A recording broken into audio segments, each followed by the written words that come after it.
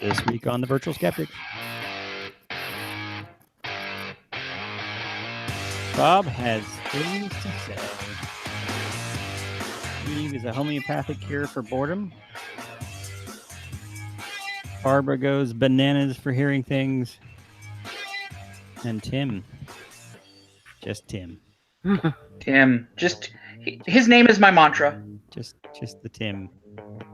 I'm your host, Brian Gregory. And I have not been canceled due to racism. Ooh, yay! I know, that's a good thing. Welcome to our show. This is the Virtual Skeptics. Yes, we are actually doing a show. I know that's a joke that we've done many times before because we've decided to not do shows and then do shows and then, and then we're back. Hi, thanks for tuning in. We're like Sherlock. Yeah. Whenever it's conviient. Do 4 shows here. Whenever you can get our Davies together. Get everybody together. Hang wine. Going into my mental palace. God. So let me introduce the crew like I do every single show, and stuff. This is Bob Blaskowitz, CSI's conspiracy guy, web columnist guy, and blogger for Skeptical Humanities and Skepticality contributor. This is Eve Siebert, editor and blogger at Skeptical Humanities and contributor to Skepticality and Insight at skeptic.com. And finally, Barbara Drescher, former psychology instructor, blogger at ICBS Everywhere, and contributor to skeptical projects such as Insight at skeptic.com and the Odds Must Be Crazy. And there is no Tim. He doesn't really exist. I'm sorry. There is no Tim. Hi, guys. Howdy. Hi, Brian. How does it feel to do a show after so long? I feel camera shy. Weird. I feel like you guys don't exist if I don't see you in little squares. I know. So I missed you guys. yeah. Was it like that? The Deadpool thing? I don't know. Anyway. If you're watching and we're just being goofy, make fun of us on Twitter with the hashtag Virtual Skeptics, or you can use the YouTube chat thing, which, I threw something in there already. But please get our attention and do something, by all means, do something entertaining. Because, wow, we need help. I'm kidding. Only a little. Up first this week. Psychic bananas. Are they a real thing? Or are they just bananas? Believe it or not. Next on Mysterious God, I'd Mysteries. forgotten that show existed. Yeah. Barbara, take it away with your Yeah. bananas. Okay, well, I got 2 topics because we haven't done a show in so long, and both are a little outdated, but I'm going to talk about them anyway because they are worthy of talking about. I came across this UK morning show called This Morning, which used a psychic banana to correctly predict the sex of the new royal child as the Duchess of Cambridge was in labor. And I have a slide. This is A psychic banana? There. Yes, this is a psychic banana. They cut into the banana, and if it's a dot, then it's a girl, and if it's, a Y, then it's a boy. Yeah, so it's a Y. So it was a Sounds boy. bananas. Yeah, sounds stupid. It's really just a more expensive version of the Magic 8-Ball. More expensive because you have to slice the banana every single, a fresh banana. Brought to you by the Banana Lobby. Every time you want to ask a question. If you would bring up So the it's next just slide. a titanic waste of food, is what you're saying. Yes, it's a big. Well, no, you can eat bananas, Yeah. but it also only gives you binary answers, whereas the Magic 8-Ball gives you all kinds of great vague answers. And so it reminded me quite a bit of something else, something we've talked about on this show before, that I just thought I would go over real quickly. The next slide, please, is the famous case of Paul the octopus. I like Paul.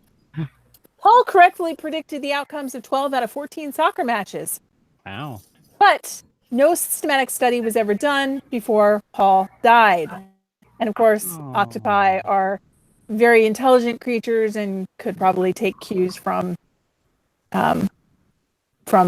whoever's handling this stuff. Anyway, People magazine cataloged animal predictions of the Super Bowl. There was Fiona the hippo, who chose the Eagles. Puppies on Jimmy Fallon chose the Patriots. April the giraffe chose the Patriots. Basically, about half of the animals they asked chose the Patriots, and about half chose the Eagles. I think the Eagles won by one. And we all know how that turned out. But anyway, the last one, if you bring up the slide, is Lucas the lamb. That one really got to me because it's a YouTube video of a girl who puts on socks and then asks the lamb to choose a sock. And you'll notice the position of her feet. Well, that is where she put them immediately. So she's clearly got a choice there, a bias, and it is being expressed to the lamb. And of course, the lamb chose the Eagles.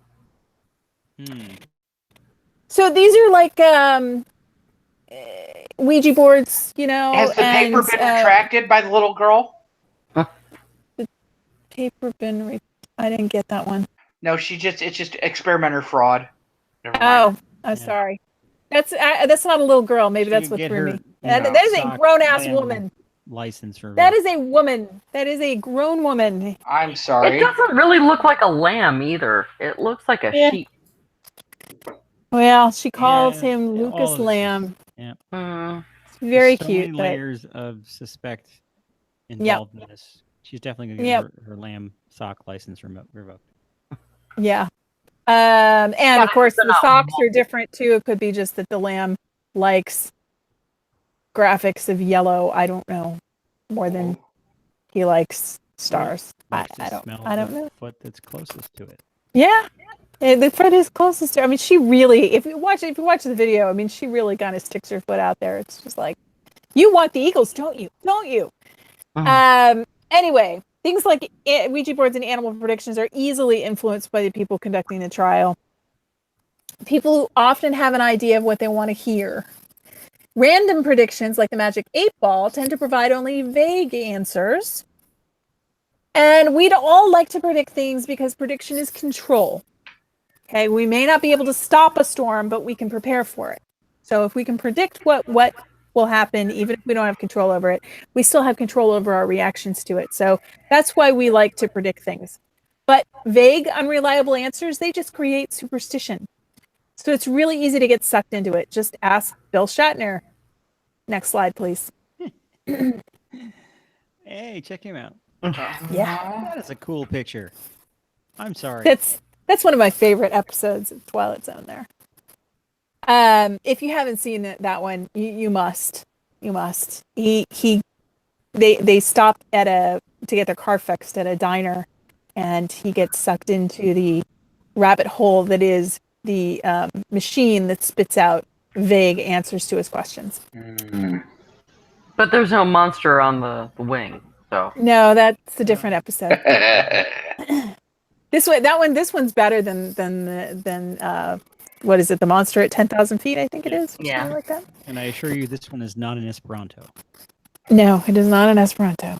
It's a very, very good episode. I really like it. Anyway, other than the one with the mannequins, and I think I only like that because I was very young when I saw it, and the character's name is Barbara. So, maybe that's why I like it. But anyway. Have you read Shatnerquake? No, I have not. Is it really good? It's very Shatner-esque. That's all you're gonna say? It's a short book. It's kind of fun. Does that answers my question? It references all kinds of things. So. I'm gonna have to read that. Okay. Yep. So the other thing from Will Wheaton. So. Oh, there you go. There you go. I like Will, and I like what he's done. So I'm gonna read it. I don't know if he likes it. He said read it. It doesn't matter if he liked it. He said read it, right? Actually, he said here's a book. Okay. Well, that's not exactly a recommendation. You said recommendation now. I'm going to get a little pedantic here and say. I think the recommendation was read something. You need to read something. Damn it. All right.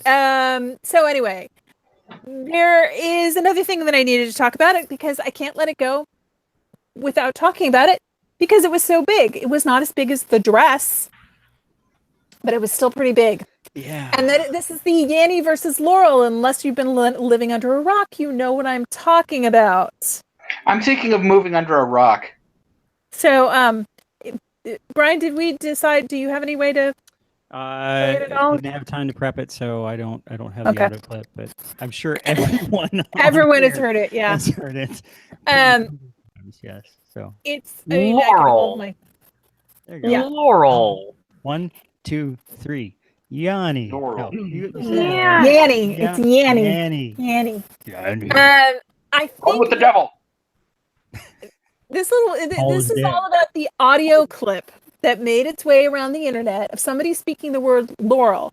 And what this was a girl was studying in a library, and she had to look up, for some reason she had to look up how to say the word Laurel. I don't know why. I think it's pretty obvious, but she played the little clip of somebody saying the word Laurel, and it sounded like Yanny to her.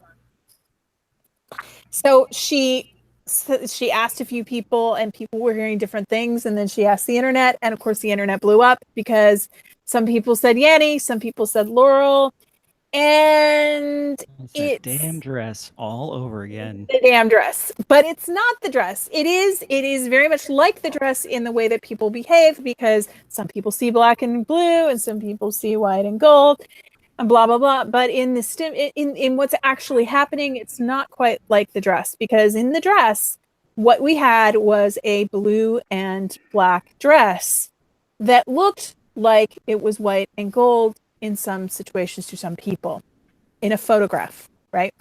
Well, this is like that in a sense because it's only in this audio recording, but in analysis of the recording, if you analyze the piece, it actually shows that there's two competing clusters of sound. And Brian, there's actually the next slide has a video that sort of walks through, if you play the video, that if you were listening to this, what they show is this is a spectral analysis of the sound, and when they remove the high frequency portion of it, you clearly hear Laurel, and when they remove the low frequency portion of it, you pretty clearly hear Yanny, but Yanny's not really a word. So here's the thing: there are a million different things going on here. There are lots of different. The explanation is not a simple one. You can't just say, well, it's the high frequency versus low frequency, because that we hear both frequencies. Some of us do not hear high frequencies as well as low frequencies, as well as we hear low frequencies, and that's going to make it more common for older people like me to hear a Laurel and not Yanny, because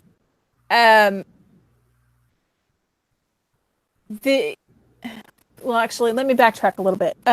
Part of it is the low quality of the recording, okay, which creates ambiguity that we then have to resolve. And I've talked on the show before a lot also about, we've played clips of music backwards, you know, or toys that's about gibberish. Remember some of those that made us laugh so hard we cried? I still have those. Well, this is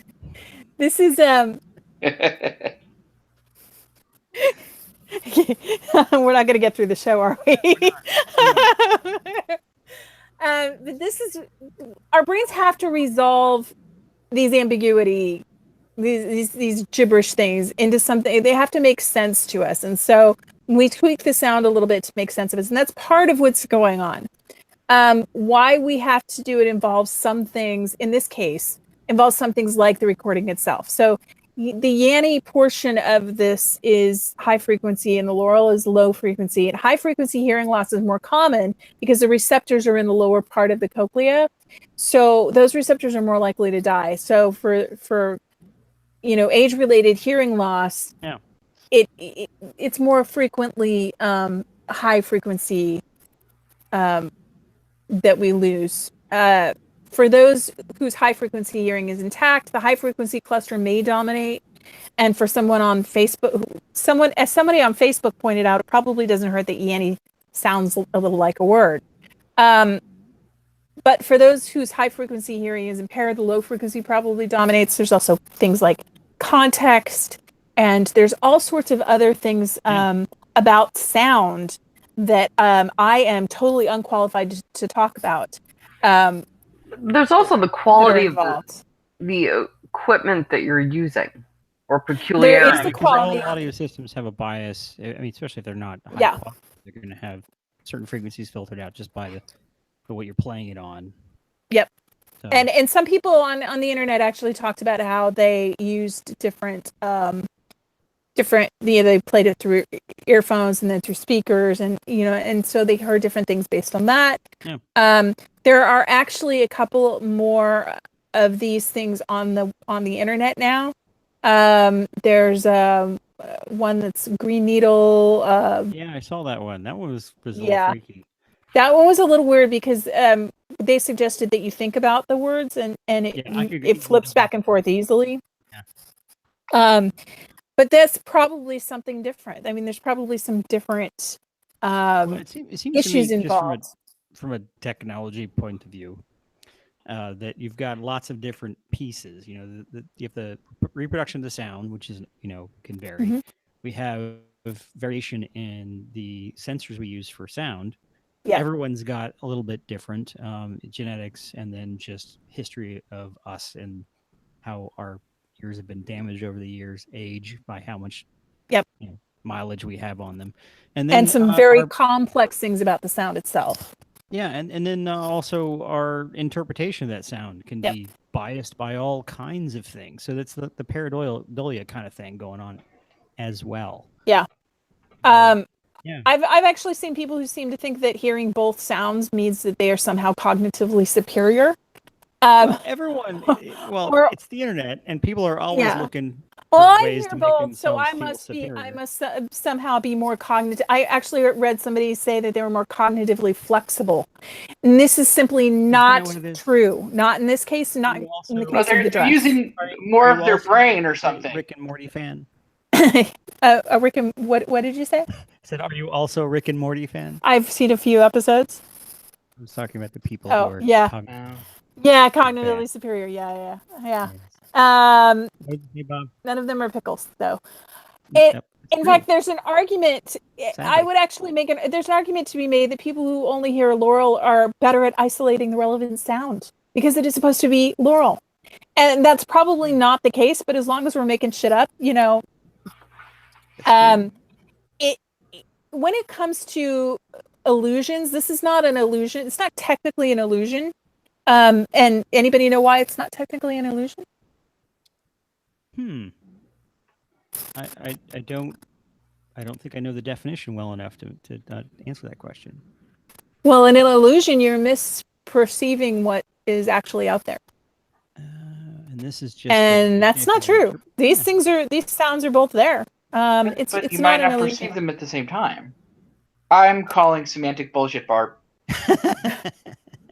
You don't need to perceive them at the same time. And when it comes to sound, we actually desperately have to filter. Human beings need to filter. We have to filter. We have to filter out the ambient sound in order to focus on a sound and to hear a sound. So we're doing it all the time. We're relatively good at it. Our hearing's not as good as people think it is, though. So the dress wasn't an illusion either. The dress was an illusion because it is black and gold. But it was a contextual. I mean, black and blue. Interpretation. It's an interpretation. It's an interpretation, but the dress is a color. It is black and blue. But the guy was saying Laurel. Yes, the guy was saying Laurel, but there are sounds within the audio recording that produce a sound that could be interpreted as Yanny. The stimulus is actually there. The stimulus is actually there, and it is what it is. The perception in the visual case of something like the dress, the stimulus is blue and black.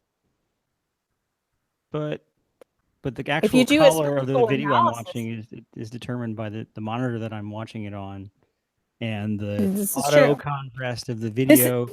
This is true. This is true. But all this other stuff that's involved But if you analyze it from the computer that you're looking at, if you analyze the actual stimulus if that I your eyes are calibrated my taking monitor, in, 'cause- yeah. you're gonna find that it's Mhm. different than what your brain actually perceives. Because the actual idea of blue is kind of a concept, and it's got a Well, no, it is it's a concept in the sense that it is a label Bob, for what did you call wavelengths of this? light. What did you call this, Bob? Semantic bullshit. bullshit. Okay, semantic bullshit is my Morrissey cover band. Okay. Yeah. Well, anyway, my Facebook friend Ben Blau, who is an expert in acoustics, says it is an emergent property that was probably accidentally noticed of a coincidental combination of factors. Yeah. So it's very complex. I barely scratched the surface with some of the things that I do understand about it. The dress was complex too, but complex in a different way. And I think it's fascinating. I don't find it quite as interesting or amazing as the dress, but there you go. I think it's cool. And Yeah, it's kind of cool. I And I accept had to your- talk about it. So. I accept your explanation. It's interesting though. If you would have, if nobody would have said what it was supposed to be before I'd heard it, I do wonder what I would have heard, because Yeah. expectations play a huge role in what you hear in particular. Sometimes in what you see, but absolutely in what you hear. And we've talked about that many, many times. And I would have liked to have had it presented to me that way. When I first heard it, I played it on my phone. Yeah. I heard Laurel. I couldn't imagine hearing, it's like You have ghosts. with EVPs, if you think about yes, it does sound like Help Me. But I couldn't imagine it sounding like Yanni. Then I played on my computer, which has terrible speakers. And then I heard Yanni or whatever. Yeah. So, If you play that video, and I link to it in the show notes, where they remove the high and low frequency portions of it, you can actually get why people would hear Yanni. My kids heard Yanni, so yeah. But when I heard Yanni on my computer, I couldn't imagine hearing Laurel. So even if when I said in my brain Laurel, it was weird. Yeah, I think wasn't there a major news outlet that had a slider bar? Yeah, it was the New York Times. Yeah. Anyway. Well, so there you go. Big difference is because the dress wasn't something you could just kind of change the contrast or something, I guess. Yeah. It was clearly just the context of what you saw. Remember when it happened, I talked about how I could only see the white and gold. I could only see the white and gold. I could only see the white and gold. And I had opened up many different versions of it. Now I'd seen people actually edit it. That doesn't help. It doesn't help you understand what's going on. Yeah. And then I was sitting, it was probably the ambient light around me that had changed. But I was suddenly sitting in front of my computer hours later after having first seen it. And I did a search for images of the dress in preparation for the show, I think it was. And my screen, you know how you get the grid of images, and suddenly they were black and blue. Suddenly. Or it was, I think it was black and blue first, and then it was white and gold. I don't remember which one I saw first, but suddenly I could see the other one. And yeah, it was just bizarre. Change. It was bizarre. It was bizarre because nothing had changed. Nothing had changed. All of a sudden, 1 second I'm seeing it one, and the next second I'm seeing it together, and that was freaky. And that always just amazes me. So that was really fascinating. I think we could talk about these kind of things forever and ever and ever. And they're fun. One comment from Ben Bradley on the chat, on the YouTube chat, which if you're not on, get on, guys. What's up, man? Says you see an illusion. Is an illusion? I was thinking that too. No. There are auditory illusions. Yeah. There is such a thing as an auditory illusion. clear cut, but there are in fact I've been in a thread about the question of whether or not it's an illusion. He actually created an auditory illusion. There are auditory illusions. They're complex. I don't understand how they work because I don't know enough about harmonics and that sort of stuff. I know a little more about the ear. The eye is my specialty, and there are actually different categories of visual illusions. Visual illusions can be optic. They're not all optic illusions, though. Some of them are illusions of perception. How about You know, this? and some of them are illusions of sensation. So at the Science Center here in Baltimore, there's in the kids area, there's all kinds of things you could touch and feel and push. Oh God! Yes, Oh, I'm sorry. but Whoa. you know, sciencey things. And there's this Oh. one thing with there are two sets of bars that are interlaced like this. Cafe. That's called the cafe wall illusion. Well, no, they're like this. You can touch them. Uh-huh. But, every other one is warmed by one side and cooled by the other. And if you touch it, it feels wet. Oh, it's a haptic illusion. Yeah. Yeah, those are cool. Yeah. You know, Very you cool. can actually reproduce visual illusions haptically. I was at a wow. conference years ago, and I Wow. saw there were a group of students that did a presentation, and it was so cool. And I think it was even from a community college, so I was very impressed with it.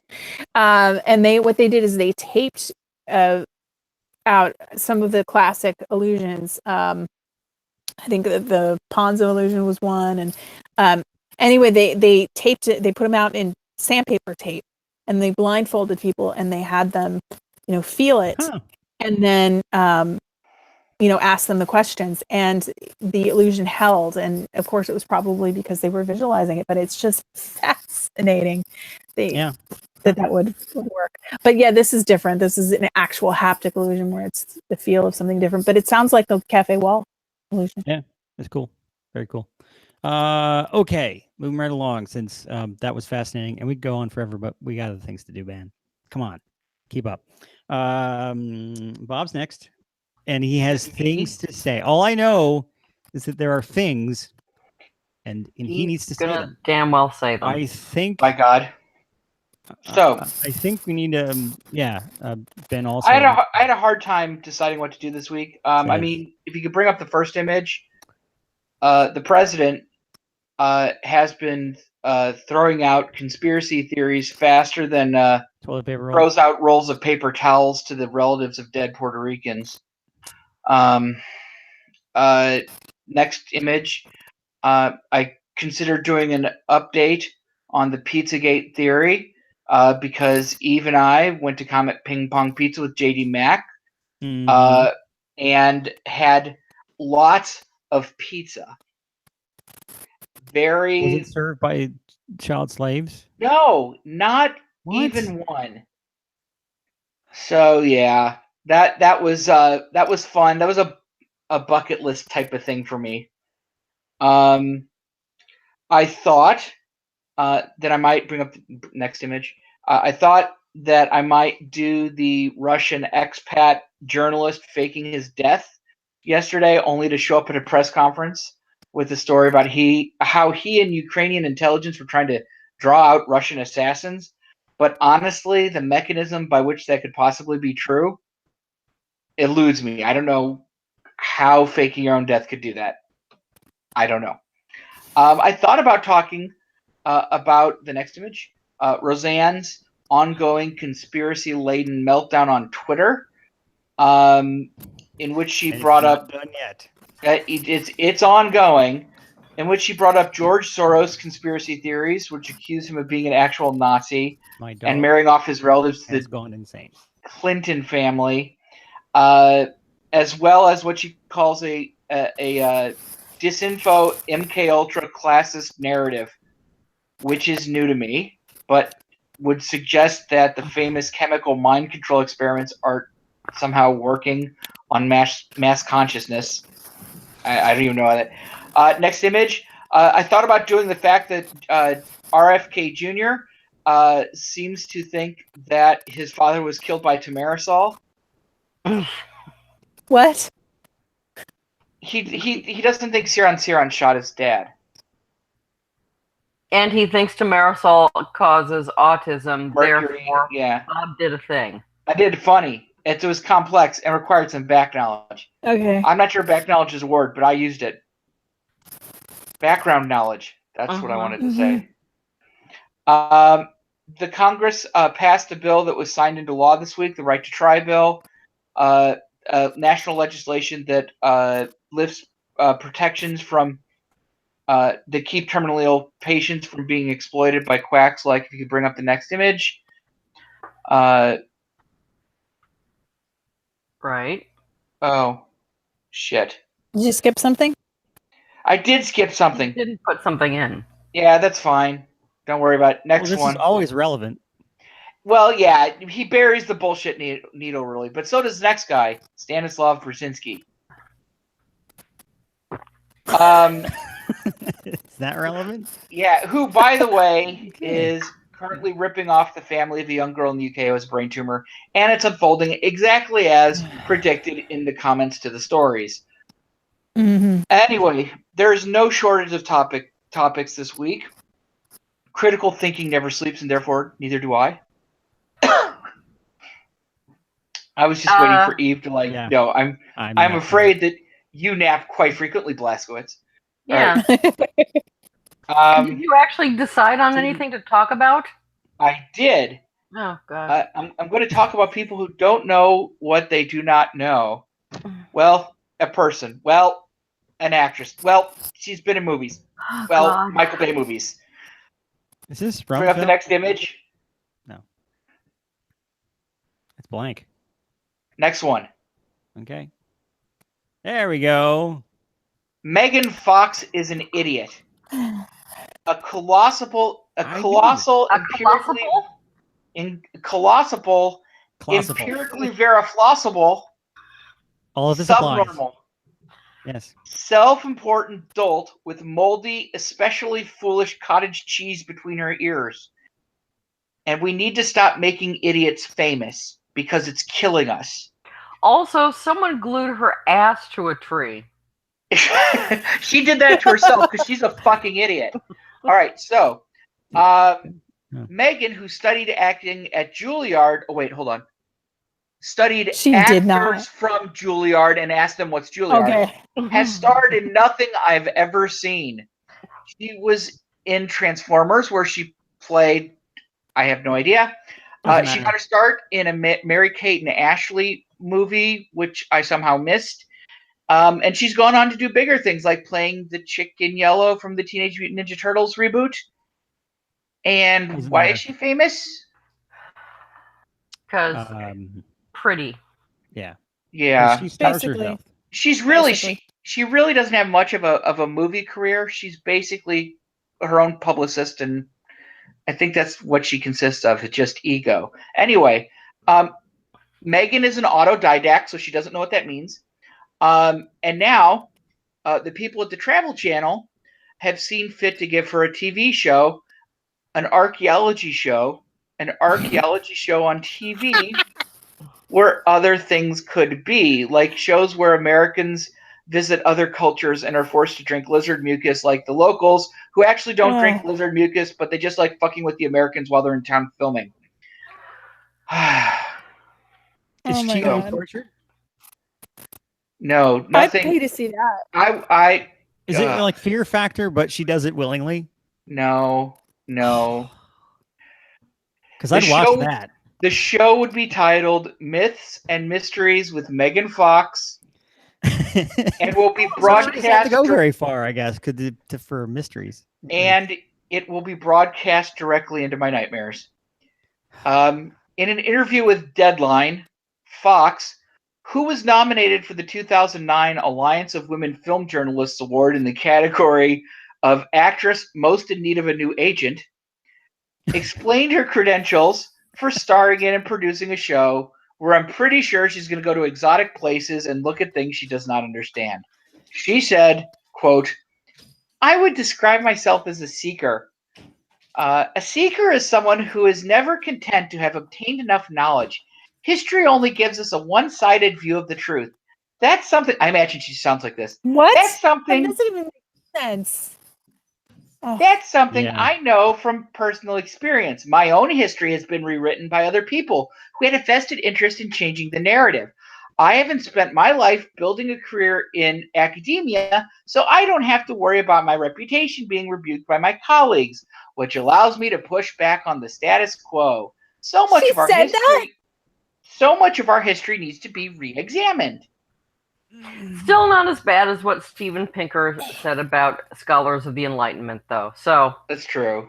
Oh my god. So the anyway- anti-intellectuality is like, Okay, you so could chew it. It's so palatable. yeah, so this is You wouldn't want fractally to, though. depressing. Yeah, the idea of yes? chewing is pretty gross. So it's clear that she's in love with herself.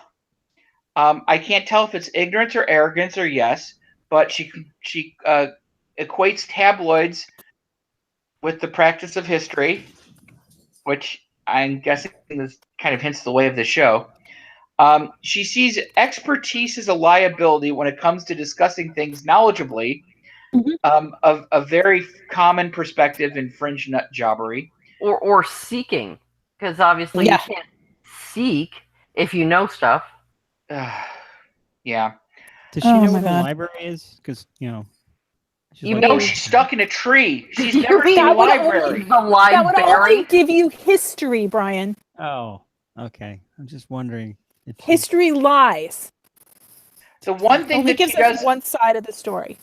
the one thing that she got right, however, is that she doesn't have to worry about her reputation among her colleagues, as she's been nominated for 6 raspberries. That was funny. Yes, that was funny. All right, so skeptical I don't know how archaeologist kinda David like that. S. Anderson, who, to my knowledge, has won 0 raspberries, And whose just dropped to colleagues the floor and wept.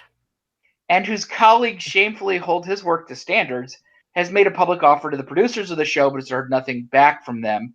The show is listed as being in post-production and can't be expected to hurt. Did he have a picture taken of himself with his ass glued to a tree? Well, that's where you went wrong. Yeah. If he would probably get callbacks if he had If his glued ass his was ass glued- to a yeah, tree. that's Mhm. true. I should keep that in mind. I for will the pass that. future. I will pass that along to him. Oh, yes, I will. Yeah. Yeah, Thanks, So, Bob. yeah. That's the best story we've ever had on here about an ass glued to a tree. I know. It's no coprolite, but it's not far. Yes. Yes. Mm. Moving right along. Eve, homeopathic cure for boredom.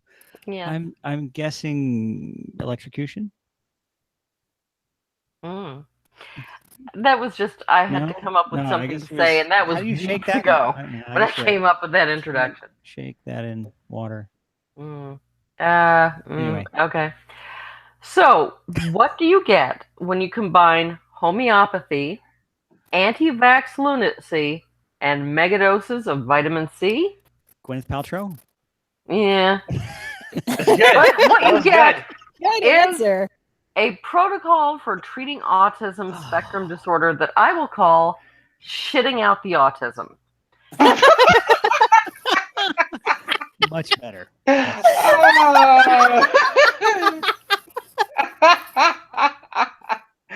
Oh my god, that's hilarious. Yeah. It actually is very sad and not that hilarious at all. But Oh my I'm God. sure Oh. the laugh is some gonna be- British homeopaths and a smattering of Canadian naturopaths are practicing cease therapy, invented by Dutch homeopath Tinus Smits, who died of cancer in 2010. Cease stands for complete elimination of autism spectrum expression. Practitioners who have received up to 5 days of training provide homeopathic remedies Whole and day? vitamin. Yeah. And That's vitamin actually a C. lot in homeopathic terms. That's Yeah, true. Depends on how vigorously you shake those days. Yeah. yeah. So Although the vitamin- vitamin C shouldn't work. It would be more potent if it was just, 1 day less. That's true. So homeopathic remedies and vitamin C to rid the body of toxins particularly from vaccines, but also from other evil medicines such as antibiotics. The vitamin C is not given at homeopathic doses.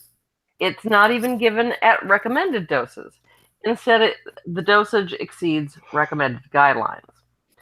The therapy can result in diarrhea, fever, and sweating, which are all side effects of excessive vitamin C.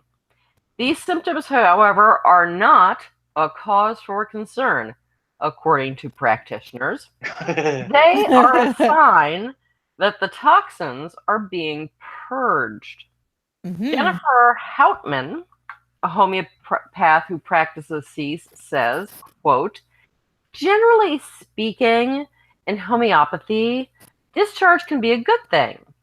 If you have infected wounds, you want the pus to come out. If you have diarrhea, you want it to come out rather than be constipated. So if you have diarrhea, then you wouldn't be Never mind. Yeah. She warns, however, that children should not become dehydrated. But then again, dehydrated. Okay. Then again, apparently the diarrhea isn't supposed to be treated. Smith, in his book, Shitting Out the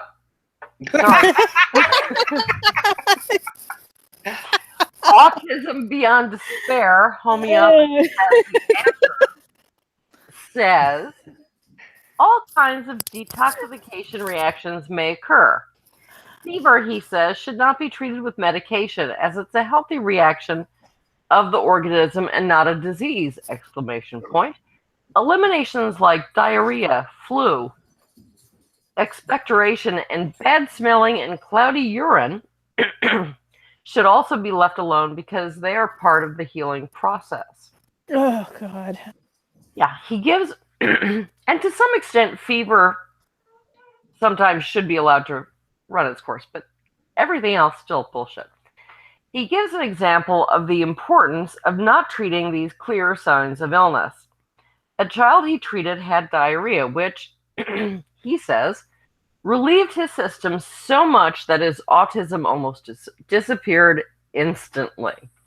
However, after 10 days of watching their son suffering, the parents took him to a real doctor who gave the kid Imodium.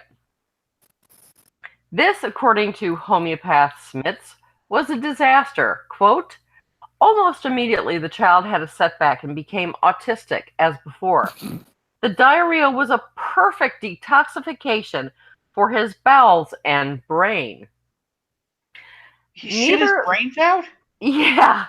Neither the doctor nor the mother understood this, and the medication interfered with the progress of the cure, he said. Some people, however, are concerned that homeopaths are practicing this clearly dangerous procedure. For instance, Carol Povey, director of the Center for Autism at the National Autistic Society, finds it, what quote, do they know? Absolutely appalling, unquote, for several reasons. She's appalled at the thoroughly discredited connection between vaccines and autism, and she's appalled that vulnerable parents of vulnerable children are being promised a cure. Actually, though, the homeopaths interviewed for the Guardian story were a bit coy about the cure thing, saying that they would never promise anyone a cure, but they do practice cease, which I would remind you stands for complete elimination of autism spectrum expression, which sounds like it's promising a cure. Mhm. But Povey is also appalled because the practitioners are not providing evidence-based care. I don't As think healthcare practitioners, she says, homeopaths should still be working on evidence-based practice and looking at national guidelines. This is, of course, hilarious sad. But it does bring us to another group of people who are appalled that some homeopaths are still practicing cease. In Britain, the Professional Standards Authority for Health and Social Care, the independent regulatory body that oversees and certifies the Society of Homeopaths and other groups, is looking askance at them for not taking a strong enough stand against cease, while in Canada, the College of Naturopathic Physicians of British Columbia is investigating 3 naturopaths who are practicing cease. One of them is Anke Zimmerman, who made the news last month after she treated a child with an unlicensed homeopathic remedy made from rabid dog saliva. So she's fun. I wonder how you actually go about obtaining. No, that's I don't believe that they had rabid Dog dog saliva. spit for a moment. Well, the thing is, apparently that is a homeopathic thingamajig, Is it a homie? but this was unlicensed. So you do want to be sure that is diluted pretty well. Regardless, the Professional Standards Authority informed the Society of Homeopaths that, quote, cease therapy contravenes medical advice by apparently advising against vaccination of children, avoiding antibiotics in the case of infection, and advocates high doses of vitamins not recommended for children. We are also concerned that the full name of cease strongly implies the ability to cure autism through this therapy, unquote. They've given the Society of Homeopaths until the middle of this month, which presumably has already happened then, to decide what action it will take to ensure children's safety as a requirement of recertification. Ursula Krauss Harper, a cease practicing member of the Society of Homeopaths, doesn't call cease a cure, and also says she isn't anti-vax, but that vaccines and other medications can be a problem. A point of view, she says, that is accepted more and more by anyone who isn't blinded by drug-driven medicine. Anybody who starts with "I'm not anti-vax," it sounds so much to me like I'm not a racist. Exactly. But Yeah. But while vaccines and real medicines are a problem, she says, high doses of vitamin C apparently aren't. Tell me of one child, she asks. One person that has died from high doses of vitamin C.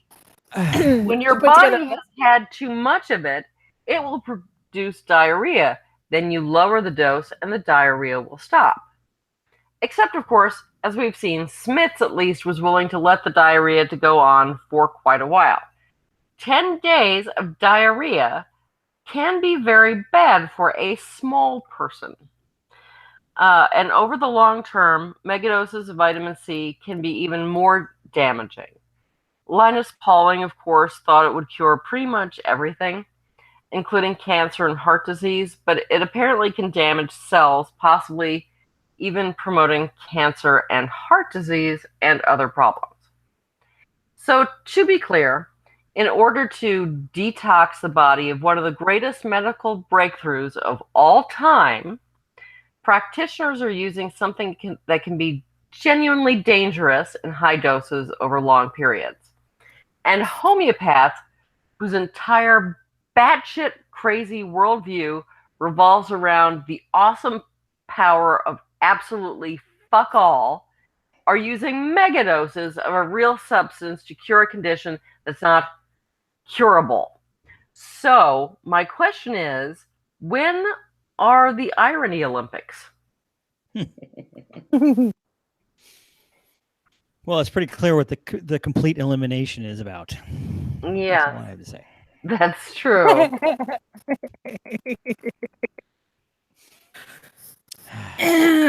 So, oh wow, look at that, huh? Really? Is my face frozen? Is it in a weird kind of look? No, we can see you. No, really? Yeah. It's just Barbara. Should I go like weird faces and then? Did you see it? It's not weird. It's cute. Oh, I didn't see the picture. Let me look. Well, you have to look at the picture. It's not coming up, and I don't. That's okay. Thank you, Eve. That was very entertaining and depressing at the same time. That's what I aim for. It makes me want to go have a complete elimination. Oh.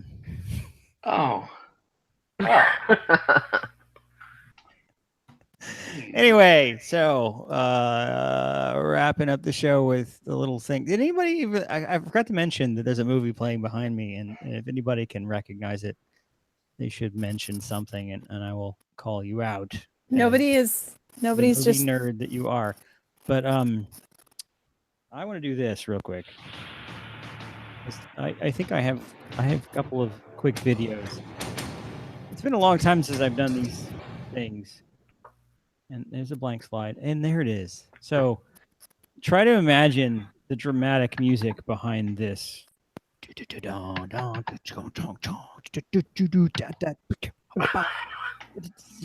you mean silly music or? Sorry. Okay. So this is a real thing. Skeletronics. We're going to kill you with an exoskeleton. Need yakety sax. Yeah.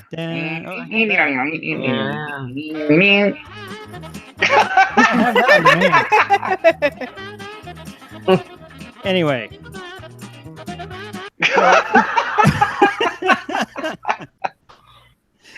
So this Yeah, is not afraid of it anymore. Yeah. So this is a guy in an exoskeleton. Right. And this is a group of 3 students from let's see, it was Japanese school, Okinawa National College of Technology, and they put together a prototype back in 2010, and then formed a company in 2013 to do these exoskeletons. They're wearable robotic things. Now, they look impressive. They're big. They seem to work very, very smoothly. But if you look closer at them, and I'm going to show you a different video. This is their promo video. But this one is from a recent demo. And if you look closely, it's a puppet suit. Yeah.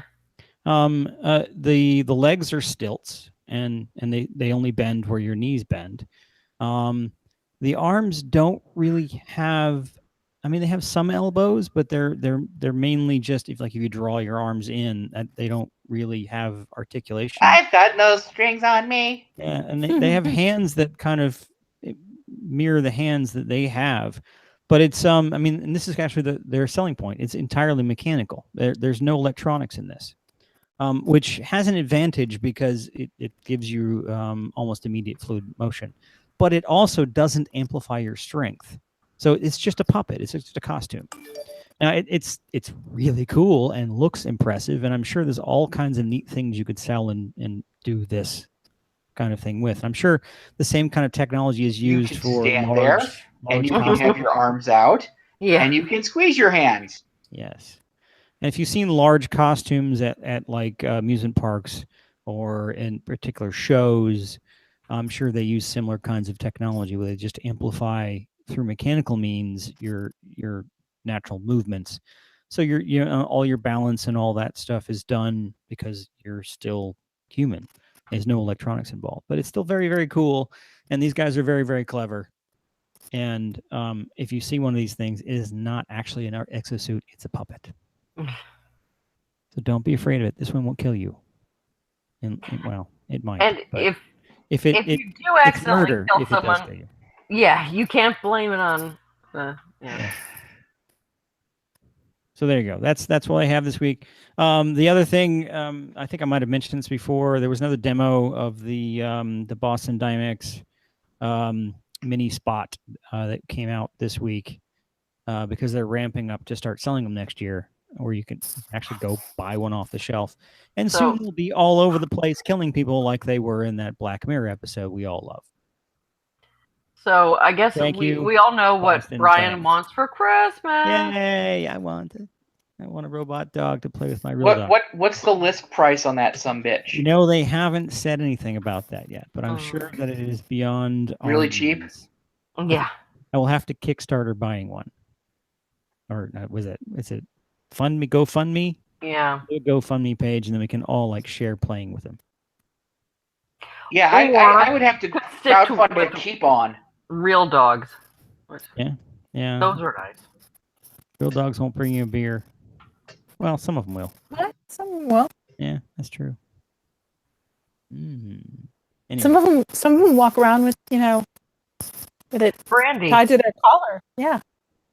So you guys want to do a quick summary of Balticon? You guys went to Balticon this past weekend. Bob, Eve. It was fun. It rained. It was much Our better hotel sucked. Did it rain inside? I'm surprised. Yeah, a little bit. Yeah. It did. And it rained in our apartment or our hotel, but it was the second floor and a 7th floor. That happened to me at TAM once. I don't know how that happened. Sprinklers went off or something. No, No, something maybe something- condensation or something. Huh. a pipe burst in a room above me. Wow, you guys are really selling the con, man. No, Balticon is fun, and they have lots of neat sessions to go to. Just we stayed at kind of a dive, and would have done them a favor had we set the place on fire when we left. Yeah. Yeah. Although apparently its predecessor did in fact burn down along with like the rest of the whole neighborhood. No, it was 50 blocks of Baltimore burned at the turn of the century. That's the whole Yeah, neighborhood. that whole area and like half of Fells Point it's all destroyed back in the big fire. Yep, that's a long time ago though. I think it's gonna happen again. 1 year to the day after the fire, the current building opened up and began sucking.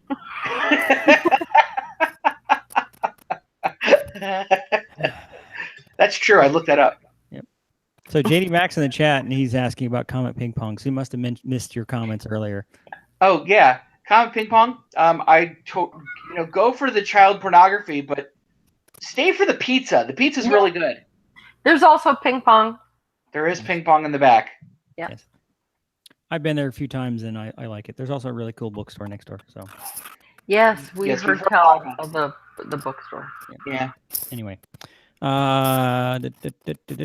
let's wrap up with. Do we have any more announcements? I don't think we have any announcements. Well, the only announcement is that we will probably do a show next week. 2 weeks in a row. My ass. Crazy, crazy talk. We'll see. Maybe anyway. But we do have books. We have books. Want to do a book time thing? Yeah. Who's going first? I'll go first. Go. Sniveling little sycophantic shits, thought William Shatner, looking through from the limo's back seat. The limo pulled past the front entrance of the hotel and headed for the back. Thank God I don't have to deal with them yet. A crowd of several hundred people milled about the colossal arched doorway. Some were dressed in Starfleet uniforms, some dressed as police officers, some in lawyerish suits. You found it. Most were simply dressed in jeans and t-shirts. Many of the shirts had Shatner's face plastered on the front. Shatner looked at the people and he stared back from dozens of different chests. They were mostly young men, but a few women peppered the crowd. At least I might get some tail out of this. Jesus. So you must have found that in the. I have found it. Awesome. I knew it was free out on the net, so it was easy. Oh no, I got it from. I got the Oh. Kindle version. I didn't even. Well, there's a free PDF out there somewhere, but maybe it's better to pay Well, for at it. least the author gets a. Yeah. Who's next? Eve. Undoubtedly, some of the prostitutes in Fells Point's history would have chosen to live a different life, but it is also quite likely that many of them would have chosen no other. While there were many dangers, there were also benefits. Better pay, safer housing, and the possibility of marriage or a discreet partnership with a wealthy patron. And quite a few of these ladies have chosen to remain in the buildings where they once practiced their profession, and they are constantly getting up to new tricks. I'm curious. Bob? Alan Ball informed the court that one time Elizabeth Goodman came to his house and asked his wife for some buttermilk. She refused and bid her be gone. She cared not for her company. She replied, "What, you will save it for your pigs, but it will do them no good." And after this, his pigs all but one died, one after another, but the cause he knows not. I slam awake. Someone's knocking on the door. I hit the light and stumble out of bed, disoriented, no idea how long I've been sleeping. The knock gets louder. I say, "I'm coming!" I try to open the door, but it's locked from the outside. I hear a deadbolt turn. The door opens. takes me a moment to realize when and where I've seen this woman in a black wrap dress, standing in the hallway holding 2 cups of coffee and a notebook under one arm. Then it hits me. Here. She ran or tried to run that bizarre debriefing on the night I came to consciousness outside the box. Kind of escalates there at the end, doesn't it? Barbara, what's your book? My book is. Hang on, let me show you the cover. It is Shatner Quake Yes. by Jeff Burke, an action novel. Short and kind of fun. It's got a lot And of. look at the bottom of I it. know. It's The bottom says William Shatner. William Shatner. William Shatner. First one's a question mark, actually. Yes. William Shatner.